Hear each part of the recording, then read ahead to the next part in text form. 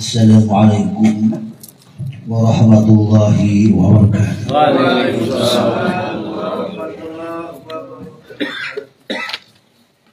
إلى خدمة الشيخ المقرم الشيخ عبد الله مبارك بن محمد الفاتحة. أعوذ بالله من الشيطان الرجيم. الرحمن الرحيم مالك يوم الدين إياك نعبد وإياك نستعين صراط الذين أنعمت عليهم غير المغضوب عليهم. تنبيه. بسم الله الرحمن الرحيم. Tanbih ini dari Syekhuna almarhum Syekh Abdullah Mubarak bin Muhammad yang bersemayam di Patapan Surya Raya Kejembaran Rahmaniyah. Sabda beliau kepada khususnya segenap murid-murid pria maupun wanita, tua maupun muda, semoga ada dalam kebahagiaan di karunia Allah Subhanahu wa taala, kebahagiaan yang kekal dan abadi. Dan semoga tak akan timbul keretakan dalam lingkungan kita sekalian. Pun pula semoga pimpinan negara bertambah kemuliaan dan keagungannya, supaya dapat melindungi dan membimbing seluruh rakyat dalam keadaan aman, adil dan makmur, zahir maupun batin. Pun kami tempat orang bertanya tentang tarekat Qadiriyah Naksabandiyah, mengaturkan dengan tulus ikhlas wasiat kepada segenap murid-murid, berhati-hatilah dalam segala hal, jangan sampai berbuat yang bertentangan dengan peraturan agama maupun negara. Taatilah keduanya tadi sepantasnya. Demikian sikap manusia yang tetap dalam keimanan, tegasnya dapat mewujudkan kerelaan terhadap hadirat ilahi yang membuktikan perintah dalam agama maupun negara.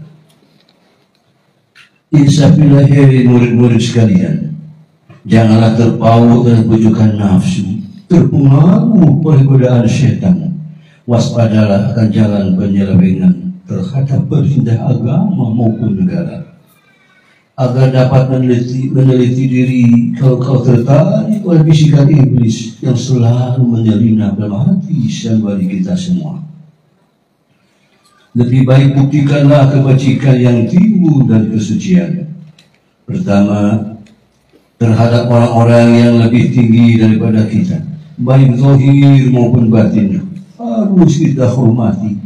Begitulah seharusnya hidup pun saling harga menghargai.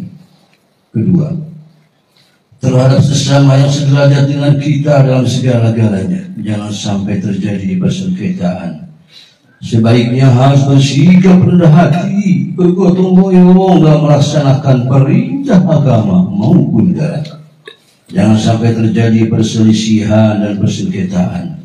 Jangan sampai kita terkena firman-Nya, azabun alim, yang berarti duka nestapa untuk selama-lamanya, dari dunia sampai akhirat, badan payah, hati susah.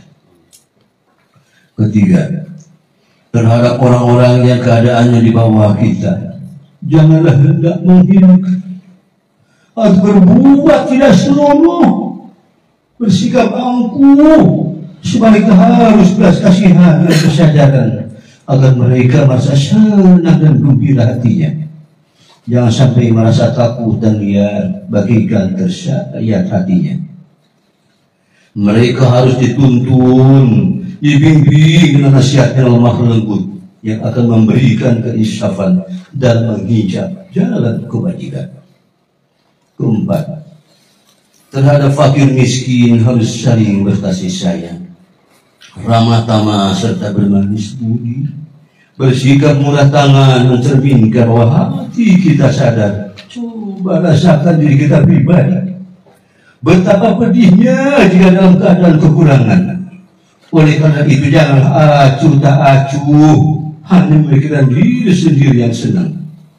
Mereka jadi fakir miskin itu bukan kehendak mereka sendiri, tetapi itulah kodrat Tuhan.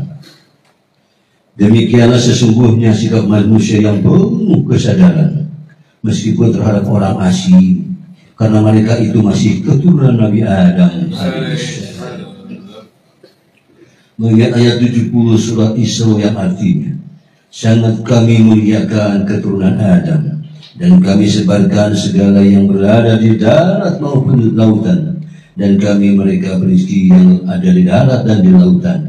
Juga kami mengutamakan mereka lebih utama dari makhluk lainnya. Kesimpulan dari ayat ini bahwa kita sekalian seharusnya saling menghargai. Jangan timbul kekecewaan. Mengingat surat Al-Maidah yang artinya, hendaklah tolong menolong dengan sesama dalam melaksanakan kebajikan dan ketakwaan dengan sungguh-sungguh terhadap agama maupun negara. Sebaliknya, janganlah tolong menolong dalam berbuat dosa dan permusuhan terhadap perintah agama maupun negara. Adapun soal keagamaan itu terserah agamanya masing-masing. Mengingat surat Al-Kafirun ayat 6. Agamamu untuk kamu, agamaku untuk aku. Maksudnya, janganlah terjadi perselisihan. Wajiblah kita hidup rukun dan damai, saling menghargai, tetapi janganlah sekali-kali ikut campur. Cobalah renungkan pepatah leluhur kita. Hendaklah kita bersikap budiman, tertib dan damai. Andaikan tidak demikian, pasti sesal dahulu pendapatan, sesal kemudian tak berguna. Karena yang menyebabkan penderitaan diri pribadi itu adalah akibat dari amal perbuatan diri sendiri. Dalam surat An-Nahl ayat 112 diterangkan bahwa Tuhan yang Maha Esa telah memberikan beberapa contoh, yakni tempat maupun kampung, desa maupun negara, yang dulunya aman dan tentram, gemarifah Jinawi, namun penduduknya, penghuninya mengingkari nikmat-nikmat Allah, maka lalu berkesamuklah bencana kelaparan, penderitaan dan ketakutan yang disebabkan sikap dan perbuatan mereka sendiri. Oleh karena demikian, hendaklah segenap murid-murid bertindak teliti dalam segala jalan yang ditempuh guna kebaikan zahir maupun batin, dunia maupun akhirat, supaya hati tentram, jasad nyaman. Jangan sekali-kali timbul persengketaan. Tidak lain tujuannya budi utama, jasmani sempurna, cager bager. Tiada lain amalan kita, tarekat qadiriyah nasabandiyah, amalkan sebaik-baiknya guna mencapai segala kebajikan, menjauh segala kejahatan zahir batin yang bertalian dengan jasmani maupun rohani, yang selalu diselimuti bujukan nafsu, digoda oleh perdaya syaitan. Wasiat ini harus dilaksanakan dengan seksama oleh segenap murid-murid agar mencapai keselamatan dunia dan akhirat. Amin ya rabbal alamin. Patapan Suryalaya 13 Februari 1956. Wasiat ini disampaikan kepada sekalian ikhwan tertanda yang mulia Kiai Haji Ahmad Sohib Al-Batatul Arifin.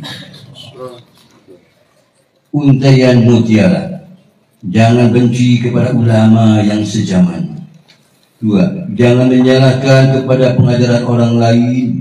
3. Jangan memeriksa murid orang lain. 4. Jangan berhenti bekerja meskipun disakiti orang. Harus menyayangi orang yang membenci kepadamu. Pengesagu almarhum Ilasullah Syekh Ahmad Sohib Al-Batatul Arifin. Al-Fatihah.